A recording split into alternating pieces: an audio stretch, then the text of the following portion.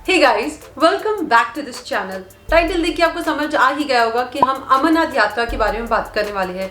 ये एपिसोड बहुत ही ज़्यादा इम्पॉर्टेंट एंड यूजफुल होने वाला है अगर आप अमरनाथ यात्रा करना चाहते हैं इस बार। सबसे इम्पोर्टेंट चीज़ ये है कि ये एपिसोड हिंदी में होने वाला है और इस एपिसोड में हर एक चीज़ की इन्फॉर्मेशन मैं आपको देने वाली हूँ। अमरनाथ यात्रा का प्रोसीजर कैसे होने वाला है, मेडिकल फॉर्मेलिटीज़ क्या क्या है, कहाँ पे जाके आपको मेडिकल टेस्ट कराना है, कहाँ से आपको फॉर्म मिल सकता है, कौन सी बैंक में आप अपना फॉर्म सबमिट कर सकते हैं, यात्रा का टोटल एक्सपेंडिचर क्या है, आपको कितना खर्चा आता है इन टोटल अमरनाथ यात्रा करने में, कौन सा रूट आपको लेना चाहिए क्योंकि अमरनाथ यात्रा करने के 2 रूट्स हैं, एक बालटाल से और एक पहलगाम से। अगर आप बाय वॉक जा रहे हो, हाइक करके अमरनाथ यात्रा के लिए जा रहे हो तो आपको कितना टाइम लगता है, कितने दिन लगते हैं। अगर आप घोड़ा, खच्चर या हेलीकॉप्टर से जाना चाहते हो तो आपको कितना खर्चा आएगा, कहाँ से आपको हेलीकॉप्टर या फिर घोड़ा, खच्चर इन सब की राइड मिल सकती है, सब कुछ मैं आपको बताने वाली हूँ इस एपिसोड में। क्योंकि मैं अमरनाथ यात्रा पहली बार कर रही हूँ तो I was like super duper excited, लेकिन मुझे कुछ चीज़ें जाननी थी जो कि मुझे इंटरनेट पे नहीं मिल रही थी, मुझे किसी के वीडियो में नहीं मिल रही थी। मुझे ये पता था कि मेडिकल चेकअप और ये सारा प्रोसेस होता है, लेकिन क्या क्या एग्जैक्टली होता है वो मुझे नहीं पता था। जब मैंने ये सब कुछ किया तब मुझे पता चला, तो ये सब कुछ मैं आपसे शेयर करने वाली हूँ इस एपिसोड में। और हाँ, ऐसी अनकही बातें जो आपको शायद किसी के वीडियो में नहीं मिलेंगी।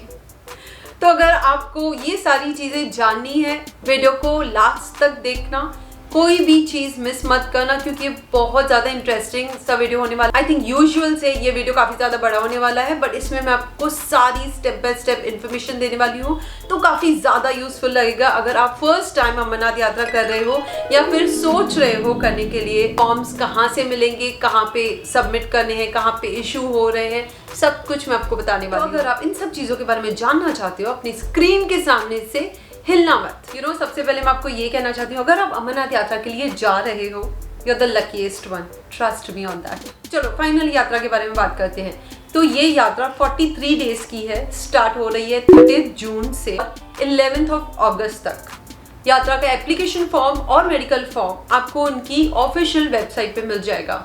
सबमिट कहाँ करना है, वो सारी बैंक जहाँ पे सबमिट करना है, जहाँ पे ये एक्सेप्ट कर रहे हैं, like PNB bank, yes bank and JNK bank में एक्सेप्ट होते हैं फॉर्म्स, लेकिन सारे बैंक्स में नहीं। जिस बैंक में होता है सब कुछ लिस्ट दी हुई है। अगर नहीं होगी तो आप मुझे बता देना, कमेंट सेक्शन में लिख देना, मैं आपको सारी लिस्ट उसकी दे दूंगी, या तो मे भी वीडियो के एंड में मैं उसकी लिस्ट आपको दे दूंगी। सो अमरनाथ यात्रा के लिए हमें मेडिकल टेस्ट कराना होता है गवर्नमेंट हॉस्पिटल से, प्राइवेट हॉस्पिटल से नहीं चलता है। मैंने खुद प्राइवेट हॉस्पिटल से कराया था, लेकिन वो नहीं वैलिड है। आपको गवर्नमेंट हॉस्पिटल का स्टैम्प चाहिए, वहाँ के डॉक्टर्स का स्टैम्प चाहिए, और वो भी गवर्नमेंट हॉस्पिटल वो जो इनकी ऑफिशियल वेबसाइट में लिस्टेड डॉक्टर्स हैं, उन्हीं का ही साइन और स्टैम्प चलता है इस यात्रा के लिए। मेडिकल प्रोसीजर बहुत ही ज़्यादा सिंपल सा है, जहाँ पे जैसे कि आपका BP, sugar level and urine test होता है, शुगर टेस्ट होता है। अगर आप प्रेग्नेंट हो कि नहीं, लास्ट टाइम आपके पीरियड्स कब आए थे, वो भी इसमें आपको पूछते हैं। आपका आई साइट टेस्ट होता है, तो जो भी बेसिक रिक्वायरमेंट्स है उन सब का टेस्ट होता है। तो जब आप गवर्नमेंट हॉस्पिटल में जाएंगे, उनकी तरफ से आपको एक मेडिकल फॉर्म मिलता है, जिस फॉर्म में सब कुछ लिखा होगा कि आपको यात्रा के लिए क्या क्या मेडिकल टेस्ट्स कराने की ज़रूरत है। वो सारे टेस्ट्स करके आपको वहाँ पे फॉर्म ज़ेरॉक्स सबमिट करना है। वहाँ पे आपको एक रजिस्ट्रेशन नंबर देंगे जो कि ये है। वो रजिस्ट्रेशन नंबर बहुत ही ज़्यादा इंपॉर्टेंट है, ये मैंने कहीं भी किसी भी वीडियो में नहीं सुना था। आपको जेरोक्स करके फॉर्म वहाँ पे सबमिट करना होता है, फिर आपको रजिस्ट्रेशन नंबर मिलता है।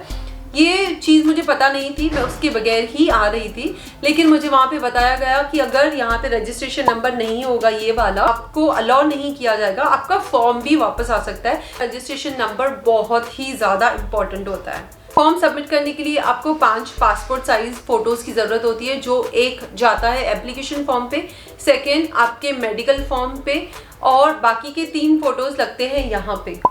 ओके, सो आपको सारा प्रोसेस होने के बाद एक रिसीट मिलती है, इनफैक्ट 3 ऐसी वाली रिसीट मिलती है जहाँ पे आपको डिटेल्स फिल करनी होती है, अपना नाम, डॉक्टर का नाम जहाँ से आपने अपना मेडिकल सर्टिफिकेट लिया है, चेकअप करवाया है, उनका नाम, और आपके घर की एड्रेस, एवरीथिंग आपको यहाँ पे फिल करना होता है। अगर इन केस कुछ हो जाता है आपको यात्रा के दौरान, वो लोग किससे कांटेक्ट करेंगे वो फोन नंबर यहाँ पे आपको लिखना होता है। तो हाँ, ये सब चीज़ों के लिए आपको 3 पासपोर्ट साइज फोटोज़ की ज़रूरत होती है। इन शॉर्ट आपको 5 पासपोर्ट साइज फोटोज़ की ज़रूरत होती है और आपका आईडी प्रूफ लाइक आपका आधार कार्ड चाहिए होता है इसमें। तो चलो देखते हैं कि हमें यात्रा कहाँ से शुरू करनी है। अगर आप ट्रेन से आ रहे हो तो आपको जम्मू तवी सबसे पहले पहुँचना है रेलवे स्टेशन। अगर आप फ्लाइट से आ रहे हो तो आपको nearest airport that is Srinagar, वहां पे आपको पहुंचना है। तो चलो सबसे पहले जम्मू तवी की बात करते हैं। जम्मू तवी से भगवती नगर हमें जाना है। वहां पे जाने के लिए आपको शेयरिंग कैब मिल जाएगी जो आपसे 40 to 50 रुपीज चार्ज करेगी वहां पे। अब भगवती नगर हम पहुंच गए हैं। अब सेकंड क्वेश्चन इज पहलगाम से जाना है या बालटाल से जाना है, जो कि आपने ऑलरेडी रजिस्ट्रेशन कर दी है कि आपको कौन से रूट से जाना है। सबसे पहले हम बात करेंगे पहलगाम रूट की। यहाँ पे मैं आपको एक टिप देना चाहूंगी, अगर आप एडवेंचर लवर हो तो आप बालटाल से जा सकते हो। 14 किलोमीटर का रास्ता है, खड़ी चढ़ाई है, लेकिन पहलगाम के कंपैरिजन में आपको जल्दी पहुंचाएगा। लेकिन अगर आप एक्सप्लोर करना चाहते हो, सब कुछ देखना चाहते हो, कोई चीज मिस नहीं करना चाहते, तो आपको पहलगाम से ही अपनी यात्रा शुरू करनी चाहिए, क्योंकि जाने के टाइम पे बालटाल से आप जा सकते हैं। भगवती नगर में पहुंचने के बाद आपको 1 दिन का स्टे करना होता है और नेक्स्ट डे के लिए आपको ऑलरेडी टिकट्स लेनी होती है। और आप सोचोगे स्टे क्यों करना होता है, क्योंकि भगवती नगर से जो बसेस जाती है वो अर्ली मॉर्निंग जाती है। अगर आप 11-12 बजे के आसपास पहुंचते हो तो आपको वो बसेस नहीं मिलेगी। तो द बेस्ट थिंग इज वहां पे जाके जैसे ही आप भगवती नगर में पहुंचते हो, सबसे पहले नेक्स्ट डे मॉर्निंग की आप टिकट बुक कर लीजिए। भगवती नगर से पहलगाम आप पहुंच सकते हो बाय बस। 500 से 800 की रेंज में आपको बस मिल जाएगी, बट कौन सी बस में जाना है आपके ऊपर डिपेंड करता है। भगवती नगर रहने के लिए आपको नाइट स्टे करना होगा, जहाँ पे आपको 300 to 400 में टेंट्स मिल जाते हैं वहाँ पे। अगर आप होम स्टे करना चाहते हो उसका भी ऑप्शन अवेलेबल है, वो आपके ऊपर डिपेंड करता है कि आप कहाँ पे रहना चाहते हो। होम स्टे या होटल्स में रहेंगे तो भी आपको 400 से 1000 तक आपको मिल जाएगा। अगर आप टेंट्स में रहते हो तो 300-400 के बीच में आपको मिल जाएगा। अब नेक्स्ट डे बस की बुकिंग हो गई, नाइट स्टे की बुकिंग हो गई। अब खाने का क्या, खाने के लिए भी आपको स्पेंड करना पड़ेगा? तो जवाब है नहीं। बेस कैंप पे लंगर चलते रहता है, वहां पे आपको फ्री ऑफ कॉस्ट खाना मिलता है। तो पूरी अमरनाथ यात्रा के दौरान आपको फूड पे, खाने पे कहीं भी खर्चा नहीं करना होगा, क्योंकि जिस भी पड़ाव पे आप पहुंचते हो वहां पे आपको लंगर मिलता है और बहुत ही अच्छा खाना मिलता है लंगर में। और एक इम्पॉर्टेंट चीज, अगर आप प्राइवेट कैब करके जाना चाहते हो भगवती नगर से पहलगाम तक, आप वो भी कर सकते हैं। 3500 से 4000 आपको वो चार्ज करते हैं। और बालटाल भी जा सकते हैं प्राइवेट कैब से भगवती नगर से। सबसे पहले हम पहलगाम की बात करेंगे। यहाँ पे पहलगाम पहुंचते ही आपको वहाँ पे 1 रात का स्टे करना होता है। 300 to 400 टेंट में आपको पे करना पड़ता है। वहाँ पे सारे टेंट्स अवेलेबल होते हैं। और अगर खाने की बात करें तो यहाँ पे भी लंगर चलता रहता है। नेक्स्ट मॉर्निंग हमें पहलगाम से चंदनवाड़ी पहुंचना होता है, जहाँ से एक्चुअली अमरनाथ यात्रा के लिए ट्रैकिंग शुरू होती है। और यहाँ पे ही आपका सामान चेक किया जाता है, आपकी रजिस्ट्रेशन रिसीट चेक करी जाती है। अगर डिस्टेंस की बात करें तो पहलगाम से चंदनवाड़ी लगभग 16 किलोमीटर का डिस्टेंस है। तो चंदनवाड़ी से शेषनाग हमें पहुंचना होता है, पिसू टॉप और नागाकोटी क्रॉस करते हुए, जिसका डिस्टेंस है लगभग 12 किलोमीटर। और दिन में लगभग 1 बजे के आसपास आपको शेषनाग पहुंचना होता है, नहीं तो आपको आगे यात्रा करने नहीं दिया जाता है। और फिर आपको 1 रात के लिए शेषनाग में ही रुकना पड़ता है। यहाँ पे आपको टेंट्स मिल जाएंगे इजीली एंड खाने के लिए लंगर चलते रहता है। अब शेषनाग से पंचतरनी और पंचतरनी से बाबा अम्बरनाथ की गुफा तक हमें पहुंचना होता है। अम्बरनाथ गुफा पे पहुंचते ही आपको काफी सारे आसपास शॉप्स दिखेंगे, जो आपको 100 से 150 रुपए में गर्म पानी बाल्टी भर के देते हैं। वहाँ पे आप फ्रेश हो सकते हैं, अपना सामान रख सकते हैं और आगे बढ़ सकते हैं दर्शन के लिए। गुफा का दर्शन करने में लगभग आपको 1 से 2 घंटे या उससे भी ज्यादा लग सकते हैं, डिपेंड करता है कितनी भीड़ है वहाँ पे भक्तों की। अब वापस आके अपना सामान ले सकते हैं, या फिर केव के यहाँ से भी टेंट्स होते हैं, वहाँ पे आप स्टे कर सकते हैं 1 नाइट के लिए। ये तो हो गई हमारी पैदल यात्रा। अगर आप घोड़ा खच्चर या फिर हेलीकॉप्टर से जाना चाहते हैं, पालकी से जाना चाहते हैं, तो आपको कितना स्पेंड करना पड़ेगा?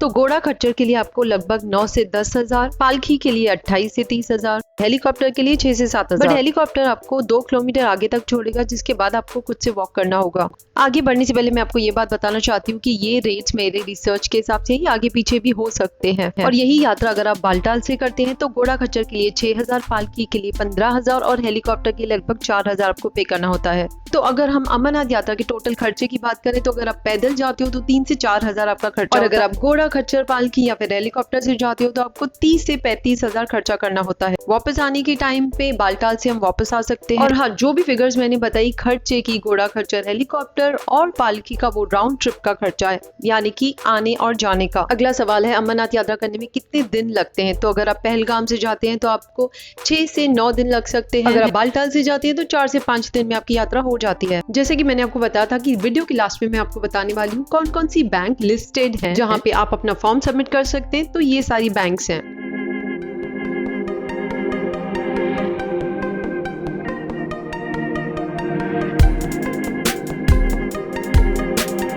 अगला सवाल है यात्रा कितनी डिफिकल्ट है।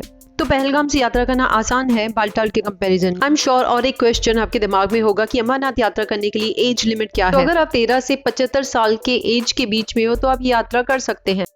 इसी के साथ ये वीडियो मैं यहाँ पे खत्म करती हूँ। आई रियली होप कि आपको ये वीडियो अच्छा लगा होगा। अच्छा लगा तो प्लीज लाइक कर देना एंड शेयर करना उनके साथ जिन्हें अमरनाथ यात्रा करनी है। ये यात्रा होने के बाद इस यात्रा का एक्सपीरियंस भी मैं आपके साथ शेयर करने वाली हूँ, तो सब्सक्राइब करना मत भूलना। ट्रैवल से रिलेटेड काफी इन्फॉर्मेशन आपको मिलती रहती है इस चैनल पे। अब मैं चलती हूँ। I wish you very happy journey. जल्दी मिलते हैं एक और अमेजिंग वीडियो के साथ। तब तक के लिए स्टे ट्यून्ड।